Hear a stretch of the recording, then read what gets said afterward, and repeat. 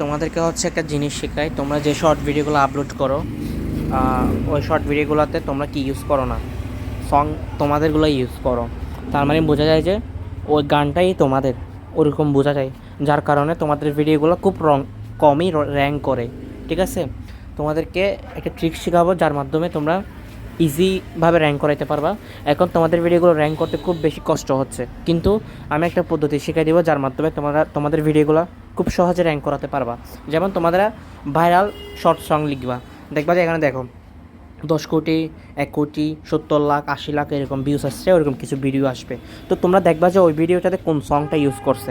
এমন না যে ওই ভিডিওতে যে গানটা ইউজ করছে ওইটা আমাদের ইউজ করতে হবে, এমন কিছু না। জাস্ট ওই গানটার মাধ্যমে ছাড়বো, কিন্তু আমাদের অন্য একটা গান থাকবে। ঠিক আছে, তোমাদেরকে যেমন দেখাই, এই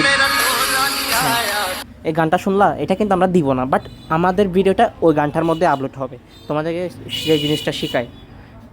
গানটাতে ক্লিক করবা, ঠিক আছে, ক্লিক করলাম। আমরা ক্লিক করে পাশে একটা আইকন দেখো গানের, এই আমাদের পাশের এই গানের আইকনটা, এই আইকনে ক্লিক করবা। ঠিক আছে, এই আইকনে ক্লিক করবা, তারপরে এরকম আসবে, তারপরে ইউজ দিস সাউন্ডে ক্লিক করবা।